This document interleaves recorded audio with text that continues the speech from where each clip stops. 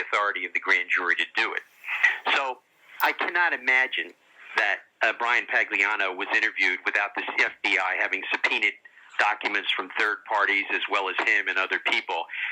You don't grant somebody immunity without having gotten a tremendous amount of documentary evidence from other people, most of whom are not going to give it to you voluntarily, such as third parties like phone companies and things like that. You have to issue subpoenas to them. That requires a grand jury. And the reason is because you want to see if your person that you're giving immunity to is telling the truth.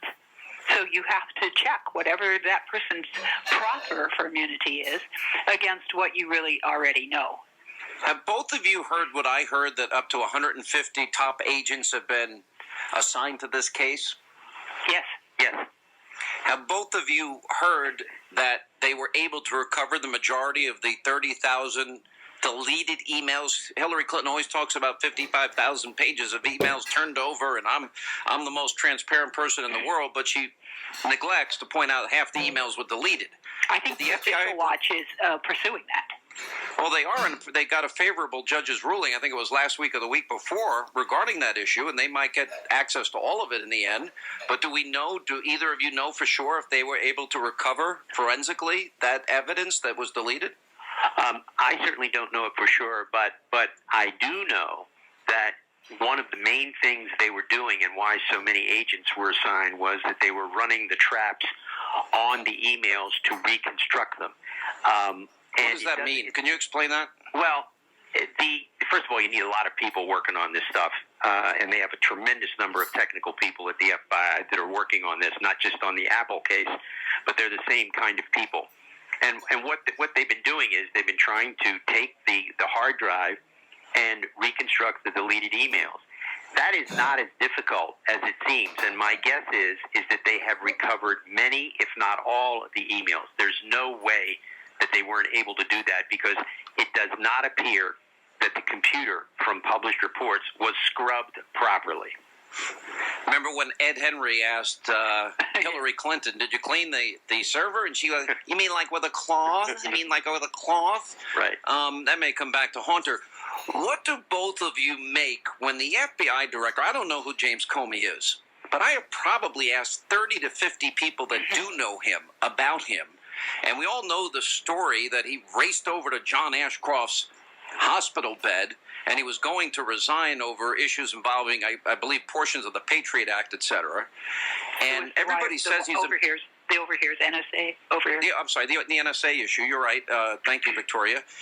Everyone says he's a man of really great character, and Comey is telling Congress he's very close to the investigation. What do you glean from that, Victoria?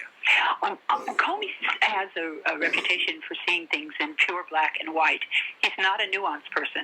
And so in a situation like this, it would seem that he would be pursuing an indictment against Hillary. I mean, it's so clear for us to look at the statute, 18 U.S.C. 1924.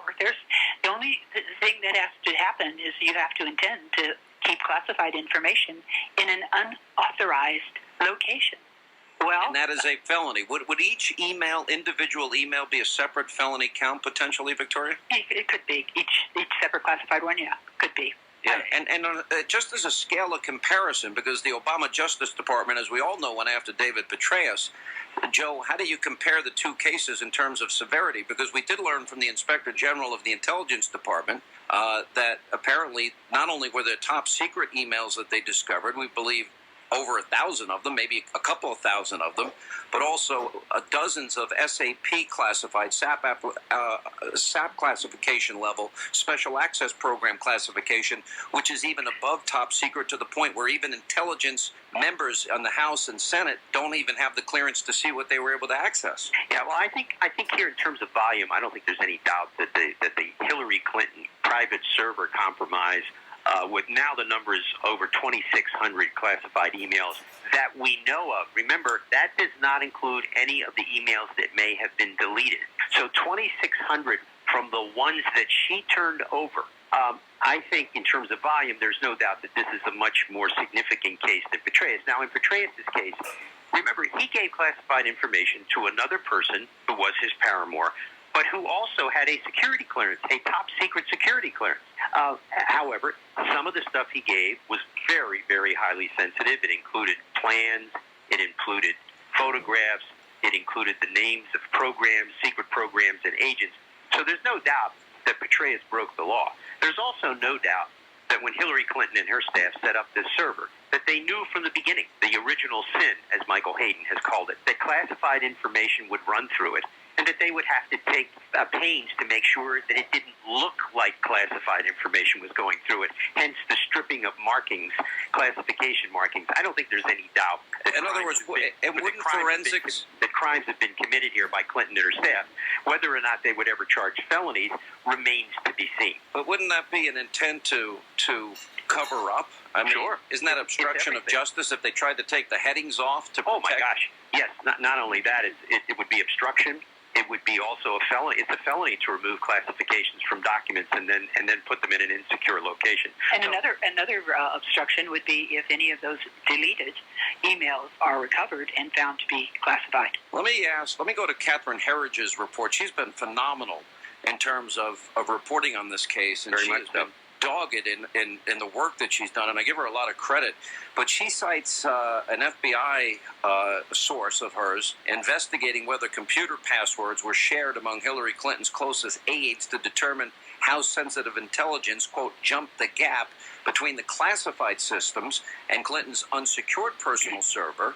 And the source emphasized that if Clinton was allowing other people to use her passwords, that's a big problem, because the Foreign Service Officer's Manual prohibits the sharing of passwords. So if that could be another area, Rudy Giuliani has identified 16 separate potential felonies here. Let me ask both of you. You're both, you've been in this game for a long time. You're experienced Washington, D.C. attorneys. Do you think there's as many as 16 felonies potentially in play here? I think Rudy could find them. No. I probably what if Rudy Giuliani, what if Trump wins and he becomes the next attorney general? Trump said that he'd prosecute her. He shouldn't have said that. Why? It's irresponsible, because then it comes out and it affects the prosecution. You don't say that. You just think it. Well, he said he'd investigate it for if any crimes were committed, that he'd pursue them. If I was president, I'd pursue them, because why should everyone else be... You don't want to say that, Sean. I would whisper in your ear, take my counsel. But if you're president, you don't start saying who you're going to go after. Let me ask the question this way. If this was me and I called both of you up, you're both highly experienced Washington, D.C. attorneys. You've been around this game a long time, and you were reading all of these reports from Catherine Herridge, and you heard James Comey's comments, and you heard 150 FBI agents were full-time investigating me. What would you be telling me right now? Who are you? Are you Sean, or are you the Attorney General? No, I'm former Secretary of State, Sean Hannity. Oh, you're Hillary. Yeah, I'm Hillary. No, geez, that's the worst thing you can say. No, I'm a former Secretary of State. Give me a break here. I'd say you're in trouble. You'd say I'm in trouble. Here's what I would ask. I'd say, let's assume I never met you before. I'd say, are you a Democrat? And you'd say yes, and I'd say, you don't have a thing to worry about. Are you a Republican? You're in deep trouble.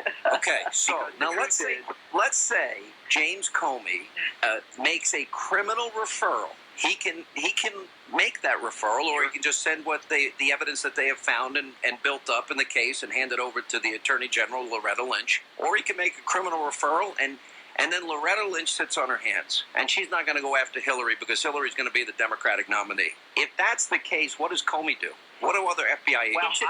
I'm going to be a dissenter here. I've heard a lot of people say Comey will resign. He will not. Comey has waited his whole life for this job. He wanted this more than a judgeship. He wanted this more than anything else he's ever done. He will never resign as FBI director. What he will do is the FBI will leak like it has never leaked before. They'll leak every bit of evidence, every law that was broken, every felony that is committed, and the entire country will know before Election Day that Hillary Clinton is a felon and is being protected politically. That's exactly what's By the way, I said he should resign. I didn't say he would resign. But Catherine, what will happen is... By the way, I love when I can make couples fight. I do this at dinner all the time. You guys should come out with me one night.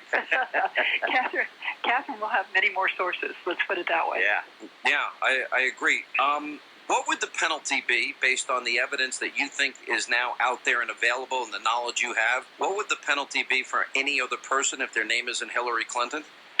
Well, I think in the cases that you have to understand that in cases like this, like with Hillary Clinton, if any other government employee conducted all of their government business with classified information on a private server from their home, first they would lose their clearance, then they would be fired, and then they would be indicted. This is an unassailable series of events that would occur.